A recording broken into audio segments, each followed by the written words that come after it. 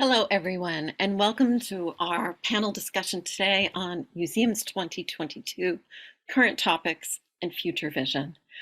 I'm very glad to first introduce our panel of guest speakers, all members of the HFA Dean's Advisory Council. Before I introduce our speakers, I'd like to give you a sense of how our agenda will run today. Each speaker will first give a brief introduction about themselves, their career path, where they are now in the museum world and what they do. And then we'll have most of our hour spent on talking about current issues in the museum world and what these museums are doing and planning for the future. So let me introduce in alphabetical order, Dr. Gisela Carbonell, master's degree in History of Art and Architecture in '02. Dr. Carbonell is currently curator at the Rollins Museum of Art at Rollins College in Winter Park, Florida. She received her PhD in art history from the University of Illinois at Urbana-Champaign in 2009 and her MA in History of Art and Architecture at UMass in 2002, a BA in Political Science from the University of Puerto Rico, Rio Piedras in 1997. Prior to joining the Rollins Museum in 2018. She was Director of Curatorial Affairs at Artists in Naples, the Baker Museum, Associate Professor of Art History and Humanities at the University of Puerto Rico, and Curatorial Assistant at the Krannert Art Museum at the University of Illinois. Our next speaker is Lon Morgan, who graduated from UMass with degrees in Communication and Art History in 2009. Lon is currently assistant curator at the Peabody Essex Museum in Salem, Massachusetts, where she works on a variety of exhibition projects. Her recent work at the museum's Asian Export Art Gallery received the 2020 Exhibition Award from the Association of American Art Curators. Prior to joining the Peabody Essex Museum, Lon worked for the Wadsworth Atheneum Museum of Art in Hartford, Connecticut, Sotheby's, New York, and several New England historical societies. She earned her master's degree from the Winterthur Program in American Material Culture at the University of Delaware. Our third speaker is Sarah O, class of 2015 with a degree in the History of Art and Architecture. She also earned her certificates in Arts Management. Initially an undeclared major, she found her home here in the College of Humanities and Fine Arts, and even worked part-time in the HFA Dean's office while she was here at UMass. Currently, she is the Public Art and Collections Manager at MIT's List Visual Arts Center. Prior to her work at the List, she worked in operational and exhibition planning at the Isabella Stewart Gardner Museum in Boston and engaged in fundraising and event management at the Cordova Sculpture Park and Museum outside of Boston. And our final guest this afternoon is Jill Roberts, who completed her degree in art history in 1983 here at UMass. Jill currently serves as an IT project manager at the Smithsonian's newest museum, the National Museum of African American History and Culture. After graduating from UMass Amherst, Jill moved to Washington, D.C. to pursue a career in museums. She first served as a curatorial assistant at the Prints and Photographs Division of the Library of Congress, then relocated to New Orleans, where she worked as cataloger at the historic New Orleans collection.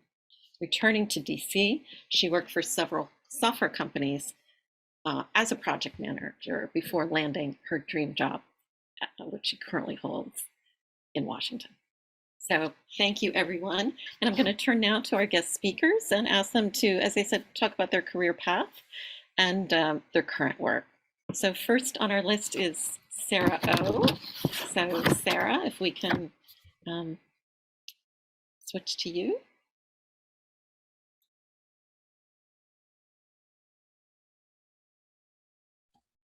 Okay.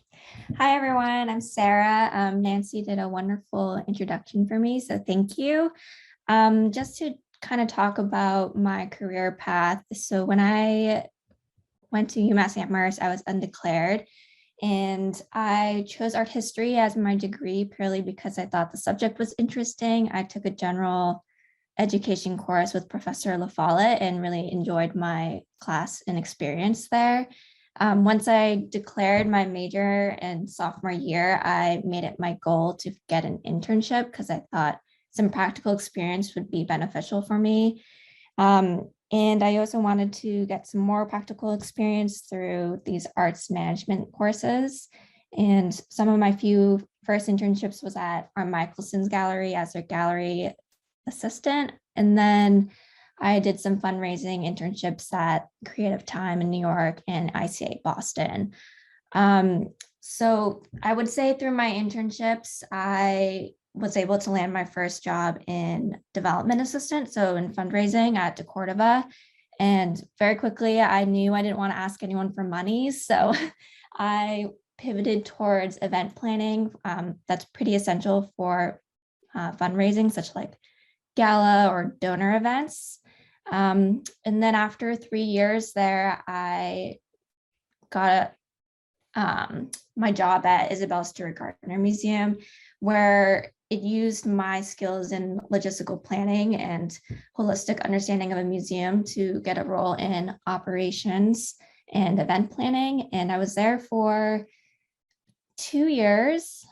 Yes, 2 years. A lot of it was during the pandemic. So I started there in September 2019, and then I continued working there until September 2021, which is when I started my job at the List Visual Arts Center as their public art and collection manager. So currently my role at the List Visual Arts Center, I help to execute our Percent for Art commissions, and I manage our collection by stewarding conservation projects with our registrar for our public art, and also doing administrative support for new acquisitions and exploring ways to highlight our collection. And yeah, I kind of breezed through that. So I think I did my overview.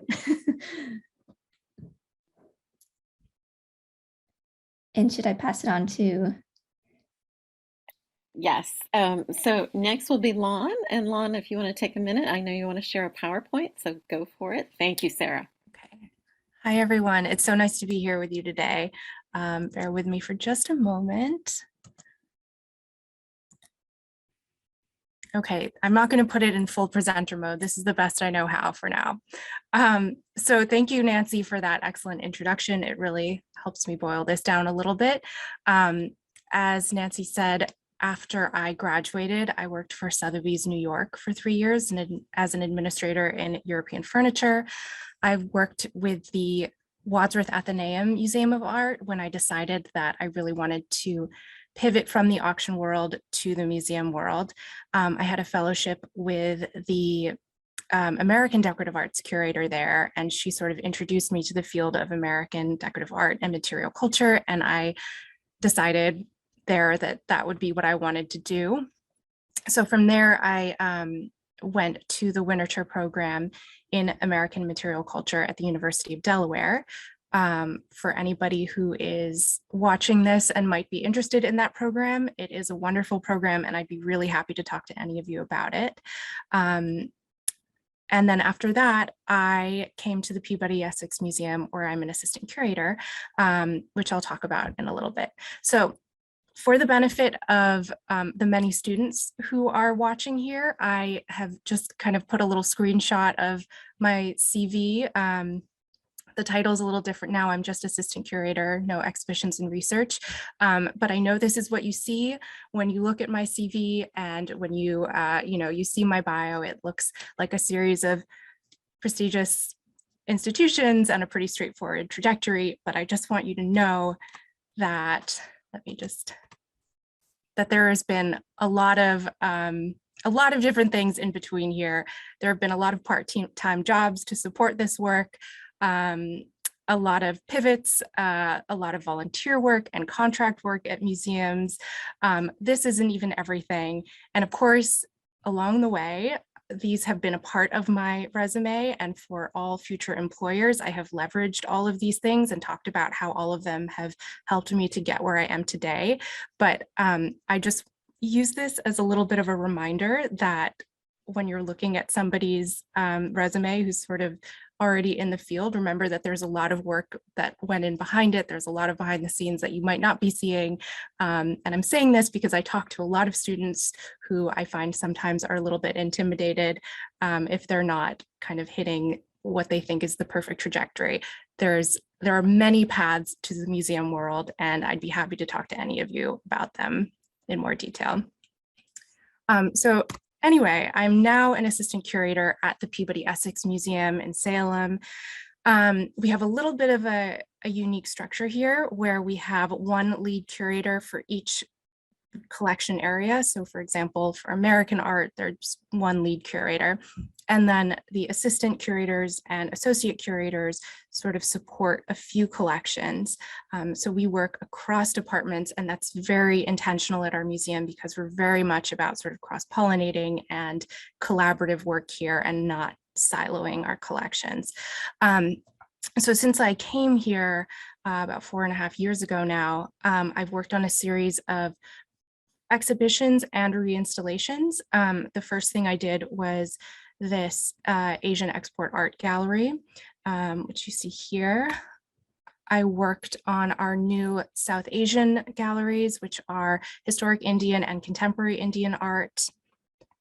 And then most recently, I worked on our new galleries of Native American art and American art, which are together for the first time in one gallery, equally presented in this kind of very new way. And these opened in March, and we're very excited about them and hope that if you are in the area, you'll come to see those as well. So that's my spiel for now. Thank you.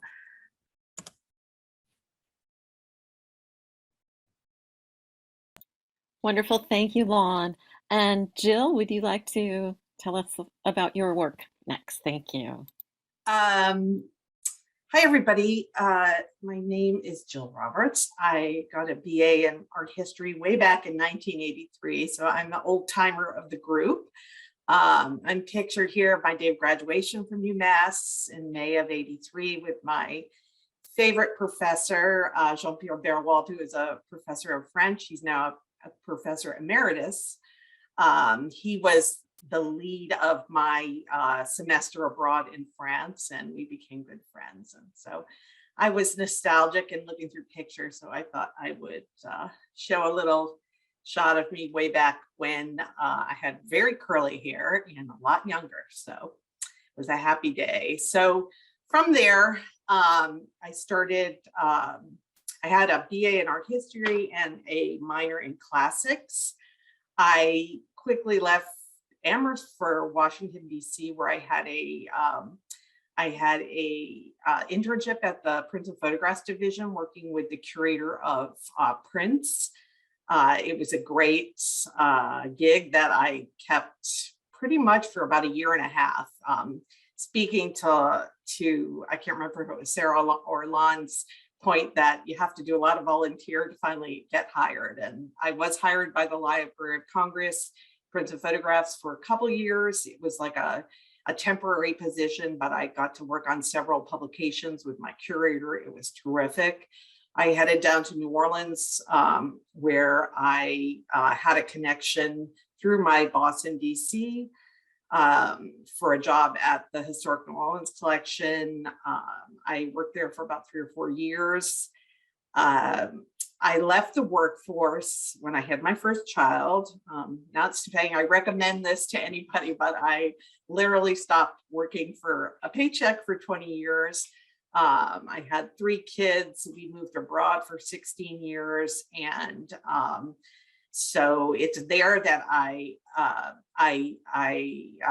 had probably the hardest work I've ever done in my life, but also an amazing time.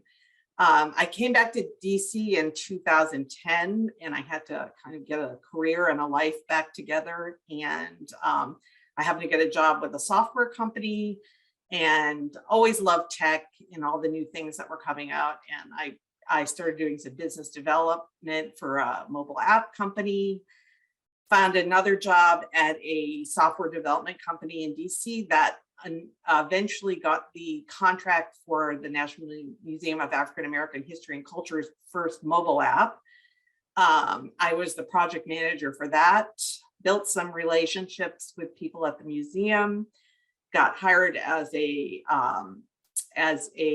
contract project manager there for IT. And we were called IT project managers, but we really spanned across the museum. And just to update Nancy, because I wrote that bio a couple of years ago, I'm now an employee and a program manager at the National Museum of African American History and Culture. And so to reiterate, there's a lot of ups and downs. I never thought I would be in tech, but tech brought me back to my true love, which is museums. And I'm using a lot of skills that I gained throughout the last 30 years or so, mostly from being a mom and moving 3 kids and a husband across 3 continents. And organization is a great skill to have when you go out into the workforce. So next slide, my current job. So I am the program manager for a large digital initiative at the museum. We're the newest Smithsonian, if for those of you who don't know. We opened in 2016. This concept of building the exhibitions online was a wish of our founding director to expand the reach of the museum across the world for people who can't visit or for people who have gone. So we created this, the Searchable Museum, and I hope some of you will check it out. And we have started with our foundational exhibition, Slavery and Freedom, and we intend to put all 11 permanent exhibitions online. We're not going in and filming the exhibition space. We're doing it through narrative storytelling, interactives. It's a very cool project and extremely proud of it. But in my job, I work across the museum. I have done everything from soup to nuts with this project. I help our fundraisers with the grant proposal. We were funded by Bloomberg Philanthropies on a very generous grant. I keep the budget.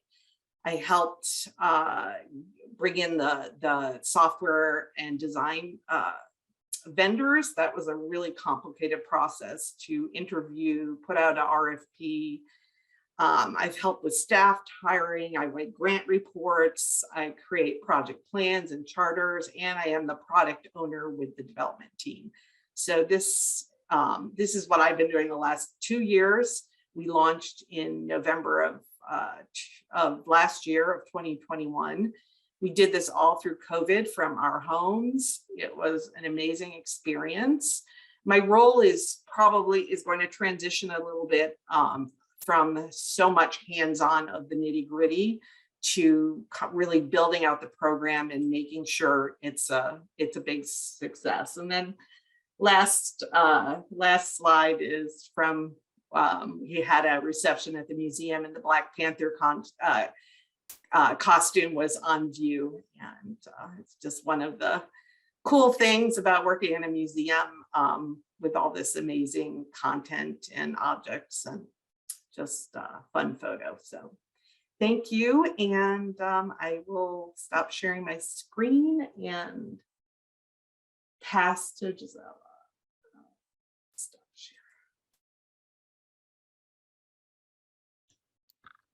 Wonderful. And our last guest panelist, Gisela, thank you.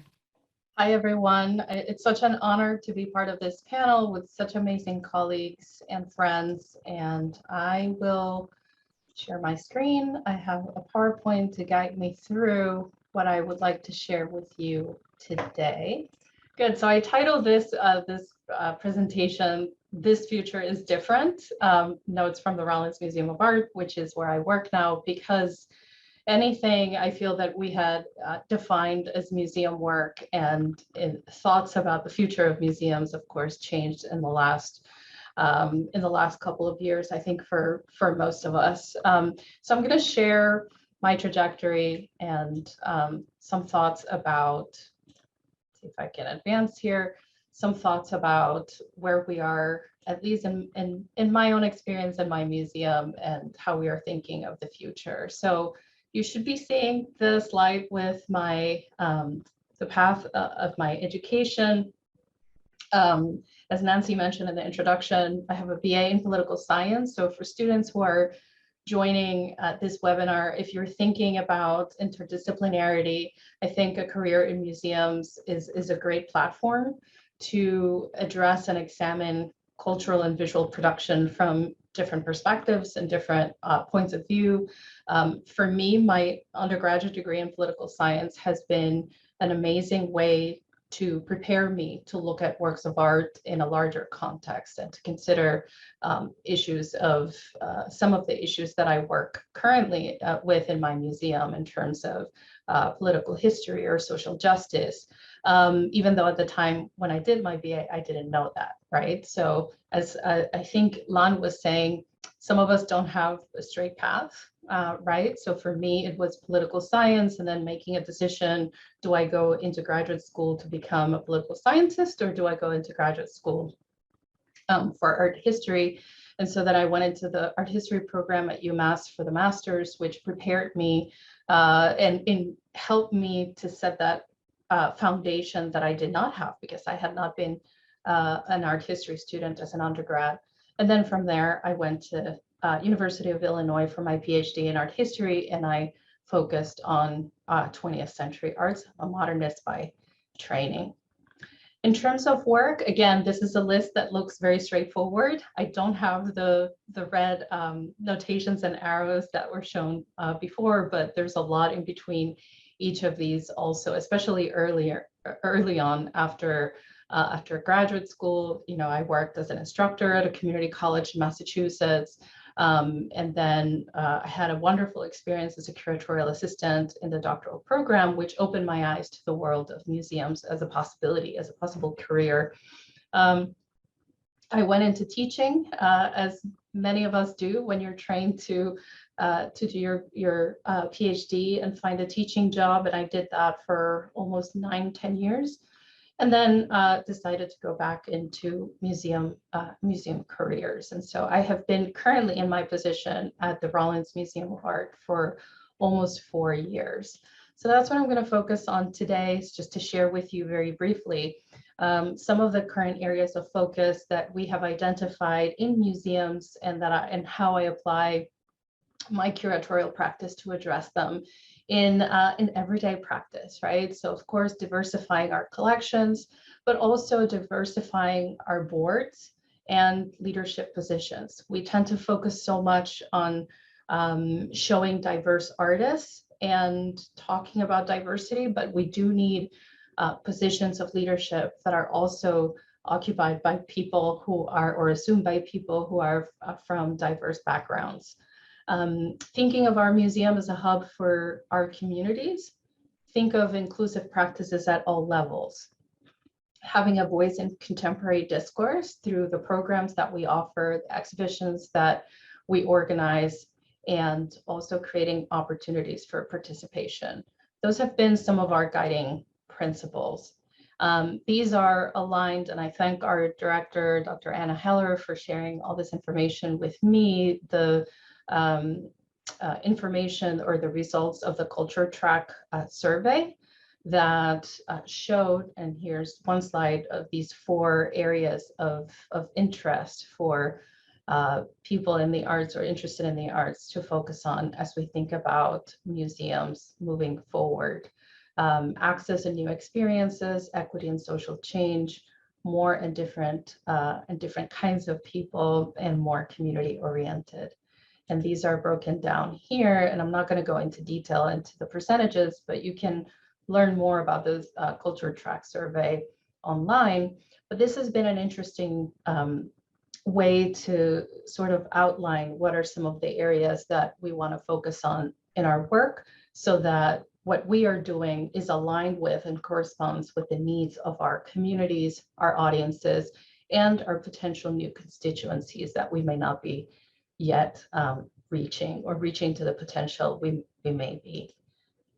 So how do I incorporate some of these things in my curatorial practice? And I'm happy to address any of these in the Q&A in more detail.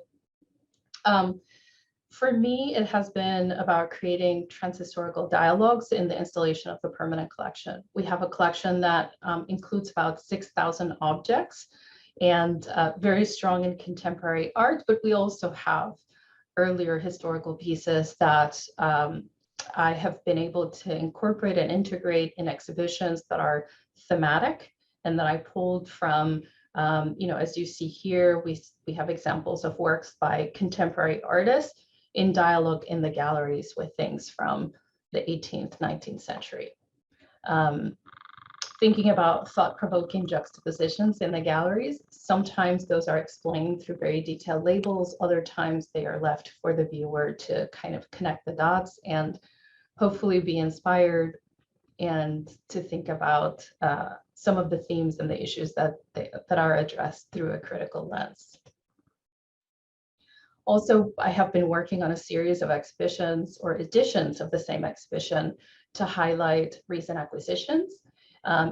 Oftentimes in museums, we are so focused on numbers, how many more works have we added to the collection, how many have been donated, and all of that is great, of course, but one of my objectives with this exhibition titled What's New? Recent Acquisitions has been to highlight the collection, which is really the backbone of the museum, the foundation of the museum and what we do, but also to focus on sharing with our audience, with our visitors, why and how we collect, and sort of make that rationale very obvious to our visitors, and emphasize what makes our museum unique, including, of course, multiple perspectives, experiences, and stories, and connecting, again, history with current events. And we have some examples here of works that we have acquired recently and how we display them in our galleries. And I just have 2 more slides, I think. Another area that we have been working on closely, curatorial education and our colleagues in external affairs here in the museum, is to encourage participation, listen to the feedback and incorporate that in strategic plans, whether for the organization of future exhibitions, selection of themes, but also in terms of the strategic plan of the museum moving forward. And so here we have an example of an exhibition we have in the front gallery of the museum that includes a recording booth, something that we have been incorporating and working with for this academic year, where visitors have a prompt and they can record an anonymous audio clip of an experience that relates to the artist's experience and to the theme of the exhibition, which is allyship. And then we're creating a sort of archive, audio archive with this as part of a larger project to incorporate feedback from our students and our faculty, but also from our community visitors. One of the things that I share sometimes with colleagues or students who are interested in working in the museum field is to think about micro goals. We get often set on thinking about, if I get a big grant, then I could do this. If I had a donor give me this work by this artist, then I could do this. All of that is great, but sometimes I try to keep myself grounded in the context of the operational day-to-day of the museum to work with smaller goals that may have big impact, such as creating opportunities for dialogue on a small scale. Sometimes having a group of 3 or 4 people can lead to very interesting and fruitful conversations and exchanges. Partnering with at least one member of the community per season to develop meaningful relationships. And that's something that I also was able to do during the pandemic virtually, and those have been great, right? Whether those are artists or a teacher or someone who works in a gallery, etc. And bringing artists together. That's something that is, of course, important for me, working with experienced artists who may recommend emerging artists or who may put me in touch with practitioners that I can incorporate in exhibitions and also feature in future projects. And then I think this is the last one. One thing to remind yourself if you're just starting out in museums or in museum careers and to think about is to celebrate your accomplishments, but don't lose sight of the importance of building on existing collaborations. Sometimes we get very anxious about expanding our network and forget to build on those relationships that are currently existing. Be a good listener. Think like a visitor when you're planning your exhibitions and your programs. And this last one has been very helpful for me to keep in mind as I do my work at the museum, and is to explore the ground I'm in. As I mentioned before, not waiting for the big opportunity or waiting for the $1 million donation in order to do a project, but working with what you have and then expanding from there, creating spaces for conversation, for dialogue, for reflection, and establishing those relationships with community partners and artists that then can develop, of course, into the $1 million project. So those are some of the things that I wanted to share with you, and I thank you all for the opportunity. And here I'm just sharing two works from our collection, one that is currently on view and one that will be on view in the summer. And I'll be happy to talk in more detail about any of these points. So thank you so much. Wonderful. Thank you so much, everyone. And so now we'll begin more of a dialogue. Thank you for introducing what you do to us and giving us a sense of your career paths, which always give us so much insight into, developing for our current students how to develop their own career in the museum field. So now I have a couple of questions that I'll ask, and not everyone will respond, but we'll get a dialogue going. That should be interesting for us all. So the museum world, as is true with other aspects of life since February, March 2020, has been rocked by COVID-19. Practices have had to change dramatically in the museum world. So I ask our guest speakers a series of questions, respond to whichever fits you would like to respond to. How has your work in the museum, or how has your museum been affected by COVID-19? What strategies, perhaps, did your museum develop to retain its audience during the pandemic, to encourage audiences to return once your museum opened, if it closed at all? We've all had various experiences, I know. Did your museum create alternative modes of audience experiences during the pandemic? And if so, what are they? And have you decided to keep them? So I'll open this up, and perhaps Gisela, would you like to go first? Sure. Thank you, Nancy. So yeah, like many of our colleagues, we had to close for a period of time our museum and switch to all virtual, which was a new thing for us, even though our website has always been there. But a couple of the things that we started doing during that period that have resonated so well with our virtual visitors and with our in-person visitors that we decided to continue to do. One of them, for instance, was creating a series of work of the week where each of our members of the curatorial team, student fellows or interns, other people who work at the museum would pick a work from the collection and write a brief write-up saying why this work resonates with me. And oftentimes we would pick works that related directly with what was happening during that moment. I remember I picked one that had to do with travel because we couldn't travel anywhere, right? So I think in that way, opening the door for our visitors to hear from our staff, not just to see a listing of, oh, this is the name of the director or the curator, but really read from several of us and from our students what we were thinking and how the art was resonating, how we were engaging in dialogue with art was special. And so we have continued doing that. And the other thing that we began doing during the collection, during the pandemic, was to create 360 views of our exhibitions, which we had not done before. And one of my colleagues, our collections and exhibitions manager, proposed this idea. I had not thought about it. Everyone embraced it in the museum, and we have decided to keep it. So every season, with each change out, we have someone who comes and captures 360 360-degree virtual tours of each exhibition that live in the exhibition webpage, so that visitors, if they have seen the exhibition, they can still go back and look in more detail. But for those who can't come in person, can still at least have that experience of navigating the gallery. Wonderful. Jill? Hi, well, I work for a mammoth institution. My museum falls under the Smithsonian Institution's umbrella of 20 museums and research centers. So we were closed for long periods of time.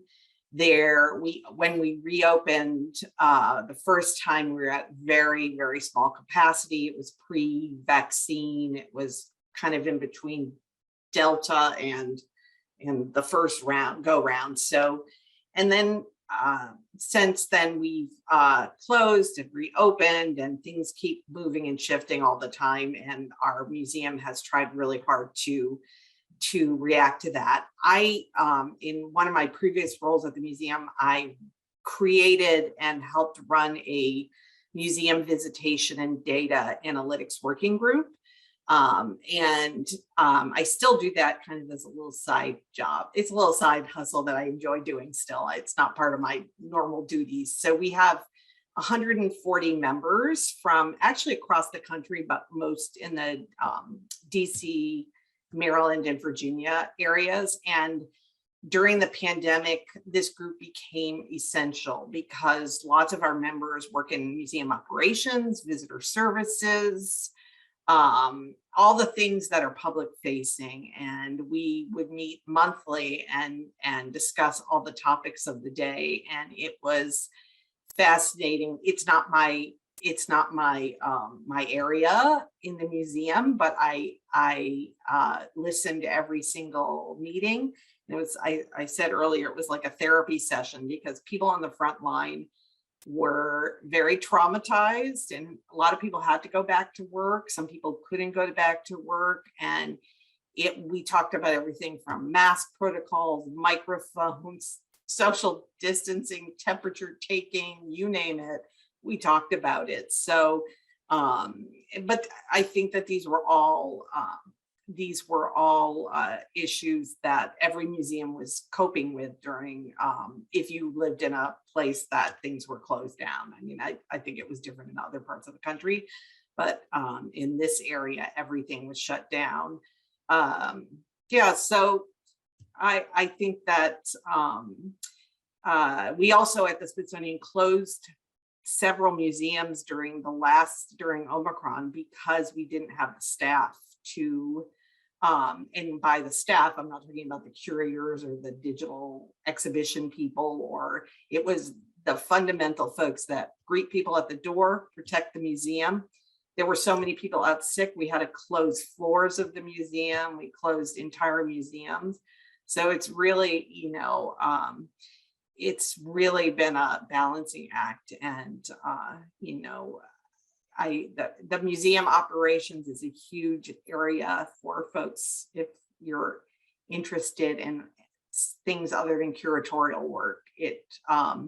There's a huge space, probably in my museum, more careers in that than there is in curatorial. So anyhow. Interesting. Sarah, I don't want to put you on the spot, Sarah, but as a young professional who moved you changed museums during COVID. What was that like? Do you want to give us a glimpse into that? Yeah, well, I mean, I changed museums in September 2021. So not that we're out of the pandemic, but it was definitely different than where we were at in 2020.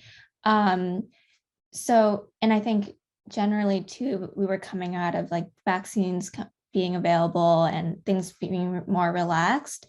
But it was interesting because at the Gardner, the rules were a little bit more relaxed because Boston had lifted a lot of regulations, and we were kind of using that as our like guiding light of how to frame things for visitors and for staff. But at MIT, it was very run by the institution. It was very black and white on what their policies were. So it was a shift for me going from an institution where it was a little bit more relaxed about wearing a mask to another institution where it's like you wear a mask every day, you get your test every week. But I kind of like that because it was more black and white and more clear. Whereas where I had come from at the Garner for 2 years, it was a lot of like weeding through all the gray areas and trying to make sense of things that we can't really make sense of, especially because we're not epidemiologists. We're just trying to balance personal comfort with like science. So yeah, it was a nice shift. But yeah, and I just to build off of what Jill was saying, during my time at the Gardner, it was so much of thinking about all these considerations that you don't really think about, like microphones and things like that. So working in operations, in order for programmers to pivot, we had to review a lot of like proposals, like everything really just went towards video production. So we were just kind of thinking that of video operating within a museum. So that's it. Great. Thank you, Sarah. And Lon, feel free to not chime in on this one. That's absolutely fine. But if you have anything to say now would be great. Otherwise, great. Okay. So my next set of questions for our panelists are thinking about so many challenges that museums today face, and several of you addressed this in your introductions of yourselves to us. Thinking about our current national context of rising polarization, both cultural as well as political, and challenges that museums have continued to face in the last several years, if not decade. The challenge of attracting diverse audiences and developing meaningful visitor experiences for all of our audience members. As individuals, do you face these challenges in your day-to-day work, and how so? How do you face them? What are practices that you and your museums put in place to create an inclusive community and perhaps widen your community, your audience, to as diverse an audience as possible? So again, that's a large group of questions. Feel free to answer as you'd like. But Lon, would you like to address that? Sure. I think it is a really multifaceted question. And so there are so many ways that we can think about that. And, you know, these past 2 years have been such loaded, intensely political years too, that we are all thinking about. And, you know, we all move a little bit slowly in museums in general. Exhibitions take a long time to happen, but we have to be very responsive to what's happening as well. One thing I'm thinking about is just the fact that in these past couple of years, we all have been having to take accountability, personal accountability, institutional accountability, to sort of investigate our practices and how inclusive we are, how our collections have been formed. So one way that we've been doing that from an exhibitions and curatorial perspective is that we've been trying to address kind of our institutional history, trying to bring some transparency to how we've operated as an institution. Museums are often kind of viewed as, and frankly have been, sort of exclusive places that have unequal power dynamics in many different capacities. And so, and my museum, for those who don't know, we are the oldest operating museum in America. We were started in 1799 by merchants and seamen of Salem who were going around the world and collecting these objects and bringing them back. So our collections are very old, have multiple layers, multiple kind of iterations of the institution have influenced our collections too. So what we've been doing is trying to really kind of bring some of that to light. So I'm trying to think of, for example, in our Asian Export Art Gallery, something we did was we wanted to make it very clear that a lot of the collections that we have were purchased with money that was funded through the illegal opium trade. Something that a lot of people don't know about, about the China trade, trade with China, is that Americans were illegally bringing opium to China in order to raise funds to trade for other goods. And so that was a little bit of a controversial issue, but we looked in our archives and we found, very direct evidence of this. And so we wanted to bring it to light. And that is another way of sort of illuminating, shining a new light on our collections. I think that it did help us to attract a lot of new audiences too, who were very appreciative of the fact that we were being open and honest about these things. So we've done that in a few different ways. That's one example. And I will also say that in terms of attracting different audiences, another part of your question, we also are trying very hard to sort of decenter the curatorial voice in some ways. We still very much privilege it.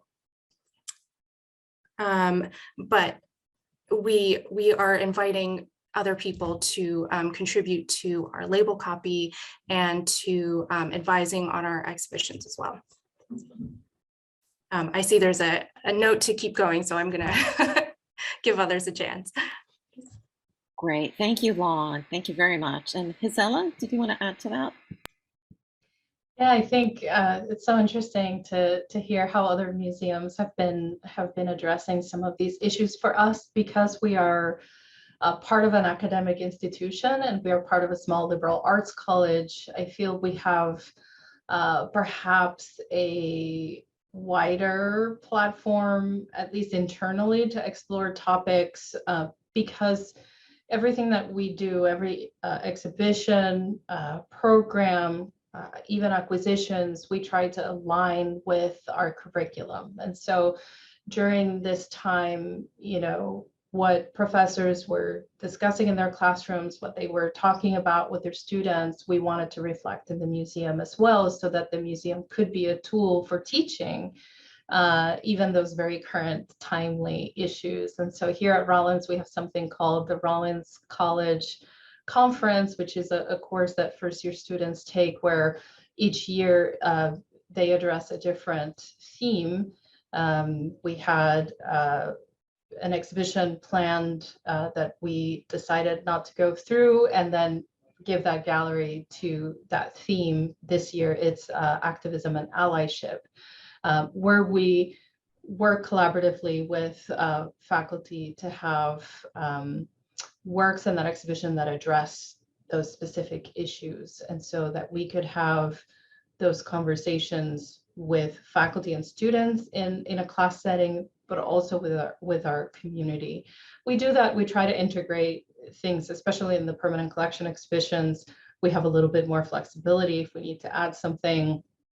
In the recent acquisitions exhibition image that I showed in the PowerPoint, we have one work by Patrick Martinez that depicts several victims of police excessive force. There's an image of George Floyd, an image of Breonna Taylor and Ahmaud Arbery, and then images, representations of first responders during the pandemic, right? And the work is titled something like "Racism Doesn't Stop During the Pandemic." So that was a work that we purchased at that time. It was a part of a special edition that he made to raise funds to support organizations like Black Lives Matter and others that he supports. And so I think those are opportunities for us to talk about how art can be of the moment, but it also can recall the legacies of historical events that we still have to grapple with, and then show how artists are engaged in these dialogues and how they're making change with their work as well. Thank you, Gisela. And in the interest of time, because we officially end at 4, I am going to segue off what you and Lon both just said and ask each of our panelists to consider for us, part of our panel topic is future vision. So what you are thinking for your personal future in the museum world, or where your museum is headed, what directions do you see for the future? So, Sarah, would you like to go first? Sure. I mean, I'm a young professional. I'm 28. I'm still really figuring things out. So to be honest, my honest answer would be, I don't know. I'm figuring it out. But whether that's at the museum or somewhere that still helps out culture and community, that would be wonderful. So yeah. Thank you. So, Jill, would you like to go next?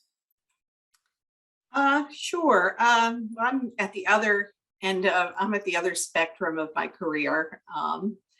Not retiring anytime soon, but I am really thrilled to be in digital because digital projects, because I feel like you can reach so many more people and you can use all the great scholarship of the curators and other folks that work at the museum to really bring a message across to the world. We have a lot of attention on our museum anytime there's any sort of civil rights activity or anything that affects African Americans, and just being able to use platforms like the Surgical Museum to teach people and be a trusted source is so important to me personally. And I don't want to speak for the museum, but digital is a huge part of for every project we do, whether it's a physical exhibition or a speaking, we have to have a digital component to it. So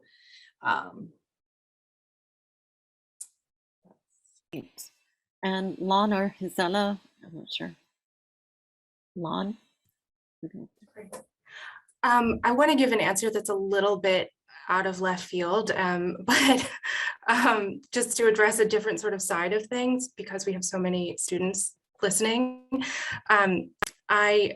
Museums in general are changing so much right now in response to everything that's going on and sort of what we show, what we exhibit, what we're about, our missions and whatnot. But I think that the culture within museums, working in museums, is changing really significantly too, and for the better. Museums are really wonderful places to work, but they're also historically, it can be very difficult. I think finding a career and your path in a museum is challenging. But I think that there's a recognition of this, and there's a lot more opportunity opening up. My hope is that staffs in museums are going to become more diverse, and there's a lot more thinking towards equity. And I think that's really going to drive the directions that museums take on their public facing level too. And so I'm really excited about that. Excellent. Thank you, Lon. And Gisela. I quickly want to add that for me, I think academic museums are a great place to develop a career in museums, where you have the educational component and then you're surrounded by experts in all the different fields that you may need, right? So there's a lot of ground for collaboration and for partnerships, which I think are enriching. For me, when I think about the future of my career and my museum, we are fortunate to be looking ahead to building a new building, to having a new facility that will be bigger and better and will allow us to offer more opportunities for engagement with the arts. But as I said in one of my slides in my presentation, we have to think about opportunities that we may have that may seem small. And I'll just share briefly one of them. For me, I just happen to be bilingual, English and Spanish, but we didn't offer tours in Spanish or any programming in Spanish here. So one of the things that I tried and proposed when I started here was, okay, can we do a pilot with me for Arte Café, or Art and Coffee with the curator, where people who want to practice their Spanish or who are Spanish speakers can come for free, have some coffee and talk with me about one of the shows. And, sometimes we have had 20 people show up, other times we have had 2 people show up. But it's the consistency in the program that I hope will evolve and develop, so that when we are in the new building, one of my goals is to have a fully bilingual museum.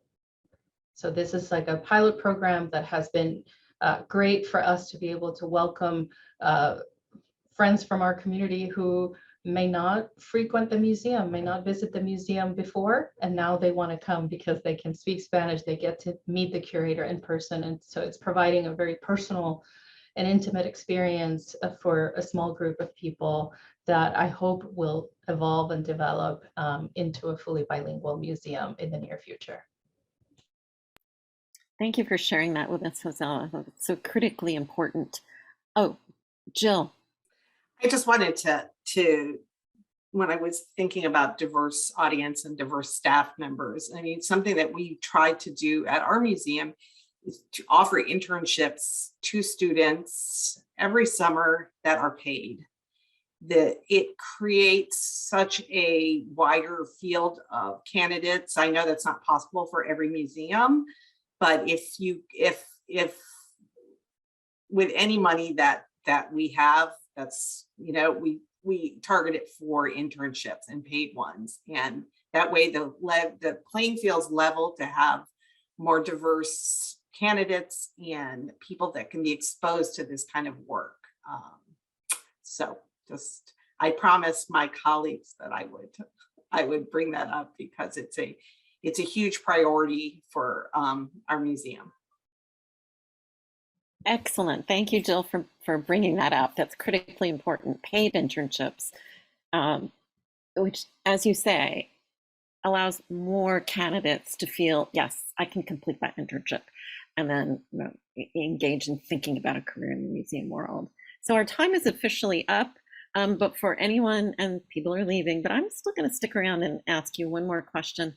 It's a follow-up question to what we all just focused on. And is there a way, you know, do you have anything else you'd like to add about ensuring, as part of your work, how every voice is heard as we, you know, prepare cultural exhibitions, as we prepare programming for our larger community? Is there anything else we'd like to add about thinking about how all voices are heard or expressed? Or we've pretty much just focused a lot on that, but would anyone like to share anything else in that direction? I'll just speak briefly. I think the idea of all voices being heard is very challenging. And so you're going to have to, there are always going to be more voices that you need to keep your ear open to. But in terms of adding to the multiplicity of voices in an exhibition, I have found that recent work that we've done, really inviting the community to come in and speak for themselves, has been really beneficial.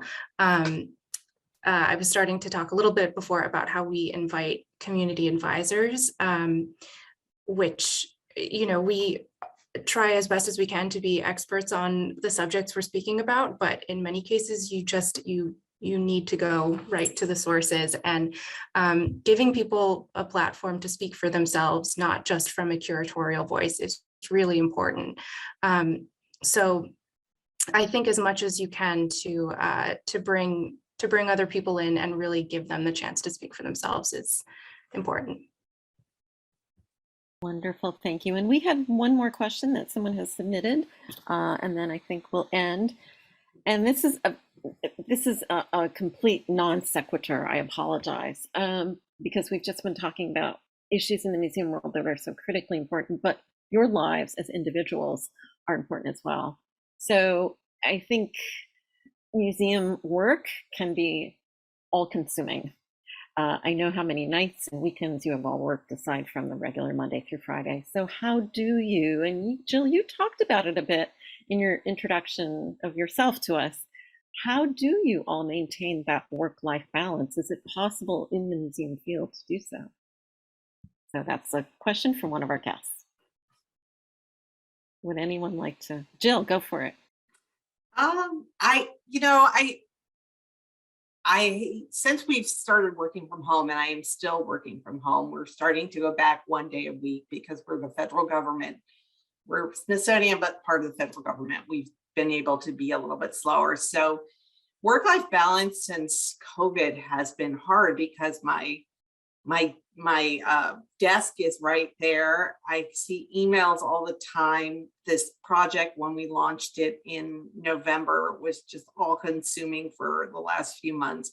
It can be a lot, but I also think that you have to just, you have to put boundaries. And if I'm not in the middle of a crisis, the weekend, I don't look at email.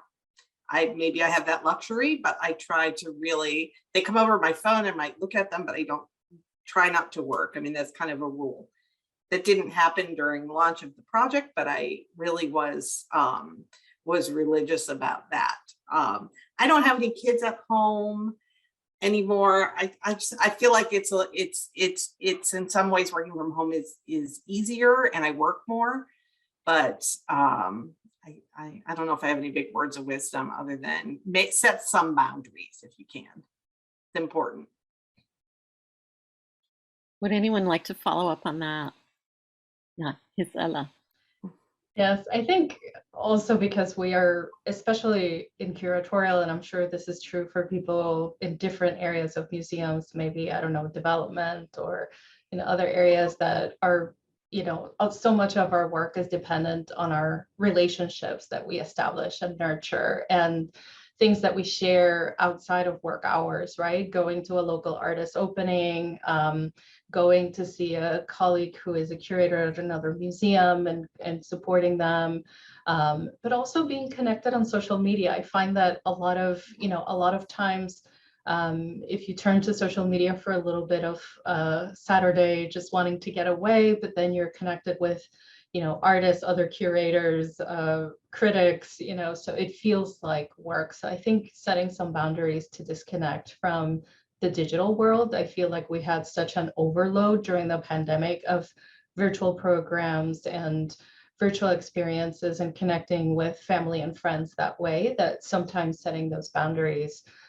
is a way to self-protect and kind of enjoy the outdoors if your weather permits, or enjoying other things in life and kind of protecting that time and that balance with work life. I think for me, at least in curatorial, it fluctuates. It depends on what stage of a project I'm in and how connected I want to be to that world on social media outside of work hours. And then other times, like usually right after an opening, I feel like there's a little bit of breathing room before the talks and the lectures and the start again. So if we just finish installation, that's a time for me to take a little bit of a break mentally and then re-engage in the cycle again. And Lon or Sarah, do you want to add to that? Lon? Well, I had a baby a few months ago, so I'm not fully I don't know how to answer this quite yet because I'm very much figuring it out still. I'm freshly back from maternity leave, but I think that how Gisela was talking about how you have these periods where you just are going to be a little bit overloaded. You're going to be working nights and weekends a little bit to get from your curatorial side, writing and research doesn't really happen during the day. A certain amount of that is okay.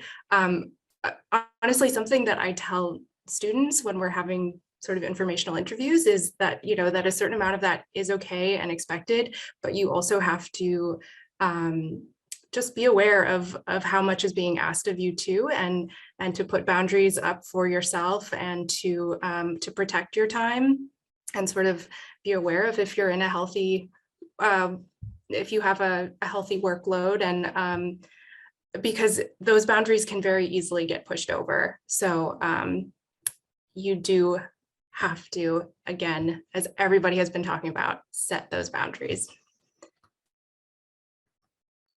And Sarah, I don't know if you'd like to add to it. You were in fundraising and development at the Cordova. Did that demand a lot of weekends and evenings of you?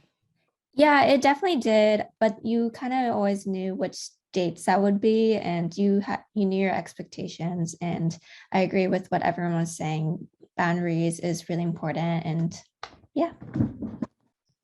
And it's you muted yourself. Yeah, sorry about that. And it's important. I hope you all. It sounds as though you all have had, in your museum roles, you've had supportive colleagues as well as those, above who said, yes, I respect the boundaries you are setting. That's critically important. Yeah, exactly. All right. Yeah. I was going to say, it's so hard because even when we go on vacation, right? I'm sure we all have our list of museums that we want to visit when we travel, because even if when we're taking personal time. But yeah, that may feel different than having to do work on a flight or on the weekends, at least for now. But yeah, thank you for this opportunity. Yes. And so for those of our guests who are remaining, there are a handful remaining, we would be happy to take a question if we have any. And thank you, panelists, for staying beyond 4 p.m. Jill, I'm going to continue this conversation. You said it's almost easier to work from home. I don't know, did our other panelists feel that way? That's of interest. I think it provides flexibility and trust with your employer, which is nice. I think your like day can kind of stretch though. Like maybe you'll work a little, like there's nothing like keeping you like physically from not turning the computer off. So sometimes it'll stretch, but as long as you're pretty diligent, or at least for me, as long as I was pretty diligent of like, all right, I need to go out for a walk, then it helped balance it out. But yeah, it also can be a distraction to work from home because you can like simultaneously run your laundry while you're working. So yeah. We have a wonderful question from one of our remaining guests. Is there any advice you can give our students, both undergrad and grad, for finding internships and networking? So one thing that I share a lot with students who are looking to network and maybe to find internship opportunities is if you live in an area where you have access to smaller museums, and I say this because I work in what is considered a smaller museum, but you know, in our area we have several museums. I'm in Central Florida, and if you go to any of our events, our director is always there, the curator is always there, the curator of education is always there. There's several people on staff who attend these events who are accessible. And in a smaller setting, it may be easier to approach and to introduce yourself and start building a relationship with people who work at the museum in different areas. That may be a little bit harder in larger or big city museums. I don't know, I'll let my colleagues speak to that, but that's one thing. So when I talk with students who attend our college or some of the other universities in our area, says, you know, if you want to get to know people in the museum world, attend the events, attend them regularly. There are plenty of events that are either free or at a very discounted rate for students that you can have those opportunities. Reaching out to key staff members who align with what you may be interested in and asking, you know, do you have 15 minutes for a cup of coffee? It may not be an hour initial meeting. Now that we have Zoom, we can do it over Zoom. I've had people approach me this way and from other states, and I've had, you know, 15 minutes, I have my coffee. It can become, you know, a session where maybe I don't have an internship to offer at that specific moment, but I know another colleague, and I can refer you to another colleague in a different area. So those are ways that I would say are, you know, you have to be proactive. And if the worst thing that can happen is that the staff member says no, then follow up with asking them, okay, I understand you're not available, or this is not your area. Can you refer me to one of your colleagues who can share this information with me? Wonderful. Does anybody else? Oh, go for it, Jill. I was just going to say everything that Gisela said, completely great advice. I work at a big institution. We have a very robust internship program. But it's sort of corporate. You have to, you know, be on the cycles. It's not really about relationships, but look at, I'm not sure what the website is, but I could find out. You can Google it and find out. There are internships across the Smithsonian, and that my museum in particular, there are robust opportunities, I would say, for each semester and the summer. So it just goes in such an advanced motion that you have to really be on your game. Like it's too late for summer. It was probably too late for summer in January. They start the process. So just, go to people's websites and if you can find somebody's email address, drop them a line if your interests align. And don't be afraid to ask people also ask anybody and everybody. I mean, my daughter's trying to find an internship right now, and she's, we're doing the network thing. Don't undervalue that. Your parents, your friends, your whatever, your professors, everybody knows somebody. Remember, that's probably the best advice I can give. Can I just add, just because I've been recently looking at all sorts of resumes and cover letters and things, I would also just recommend that when you do apply for internships, and if there's something you really want in particular, do not send a form cover letter. Tailor your cover letters and tell me exactly why you want to be there. And, for me, I don't care if you've only worked at McDonald's. If you can tell me how your experience has informed what you want and what you can do, that's fine. But it's very easy to tell very quickly if somebody has actually taken the time to write to you specifically, or if they've just submitted a form letter. Sarah, that's superb advice from everyone. And I just want to say I knew Sarah when she was an undergraduate. And Sarah, you are an amazing internship finder. So if you have any additional information to share with us, that would be great. You are extraordinary. For me, I just kept like a running list of anytime I heard of something interesting, like an interesting organization or museum, I wrote it down. I looked at their mission statement, and then I kept checking their websites. So that's, I guess, what I would recommend to anyone looking. And that is something that I still do today whenever I'm looking for jobs. So I think having like a book of places that interest you is more exciting than just going to like Indeed or LinkedIn.com and just like mindlessly scrolling, trying to find something that fits you. I just want to add one more tiny thing. Sorry. When you are doing your networking, tell the people that you're talking to what you're interested in. I know it's really easy sometimes to say, I'll do anything, I'll do anything. But if you say, I took a course in XYZ and I like this, they might remember that. And when one of their colleagues is offering an internship, they'll say, I have the perfect person. So be specific as much as you can be, and flexible too. But, yeah. Wow, this is superb advice. Thank you, everybody. And I'll just add, as somebody who still works at HFA, we currently, some of you knew Caroline Gould when she was here, our Director of Career Development. Caroline retired this year, but Lisa Blocker is with us. Lisa is our Assistant Director of Career Development. She helps students find internships. If any of our audience members are undergraduates or graduates, see Lisa Blocker. I put her email address in chat. She will help you find internships. She can also help you learn how to customize your cover letters and even your resumes for specific internship opportunities. This is what is absolutely necessary. I couldn't agree with Lon more, I know. Yes, thank you, Julie. We have a summer internship scholarship.